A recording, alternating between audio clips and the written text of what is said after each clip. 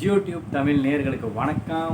நம்ம இன்றைக்கி என்ன பார்க்க போகிறோன்னா, நேபாளம் இன் டேஞ்சர். ஆமாங்க, நேபாள் நாட்டில் மிகப்பெரிய வெள்ளப்பெருக்கும் நிலநடுக்கமும் ஏற்பட்டிருக்கு. அதனால் நேபாளத்தில் நிலநடுக்கம் ஏற்படலை, திபெத்தில் ஏற்பட்ட நிலநடுக்கம் அதோட வெள்ளப்பெருக்கை நேபாளத்தில் காட்டியிருக்கு. வெள்ளப்பெருக்குனால நிறைய மக்கள் இறந்ததாக தகவல்கள் வருது. அது ஊர்ஜிதப்படுத்தப்படவில்லை.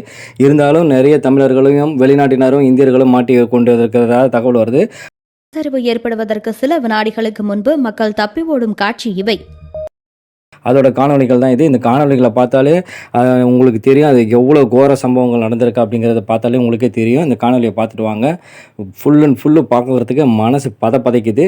அந்த மாதிரி இருக்குது. இதுதான் இயற்கையை நாம் எந்த காலத்திலும் ஜெயிக்க முடியாது. இயற்கையோடு ஒன்றி வாழ பழகணும் அப்படிங்கிறத பல வல்லுநர்கள் சொல்லிட்டு வராங்க. அதை நம்ம கீழ்ப்படியாததுனால தான் இந்த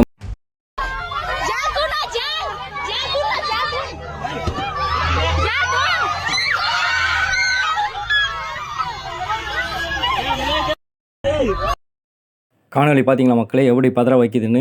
ஆமாங்க, இந்த மாதிரி இருக்கிற சூழ்நிலையில் இப்போ இந்தியா இந்தியர்களை காப்பாற்றவும் தமிழ்நாட்டிலேருந்து போன நிறைய சுற்றுலா பயணிகளும் மாட்டிக்கொண்டிருக்கிறாங்க. அவங்க படம் தான் இது. அதெல்லாம் பாருங்கள், அவங்களோட குரூப் படம் வெளியாயிருக்கு.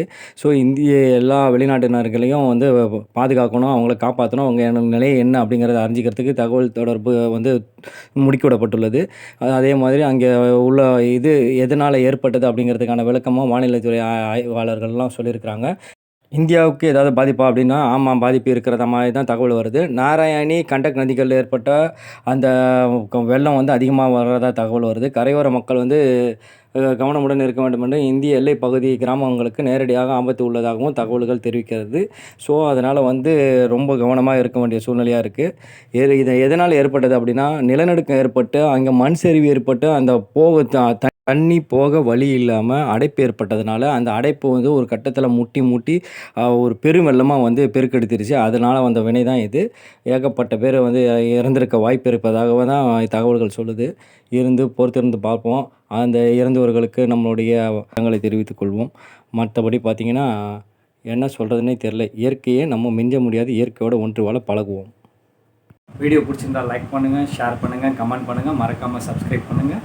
மற்றொரு தரமான வீடியோவில் மீண்டும் சந்திப்போம். அது வரைக்கும் ஜியோ டியூப் தமிழின் வணக்கங்கள்.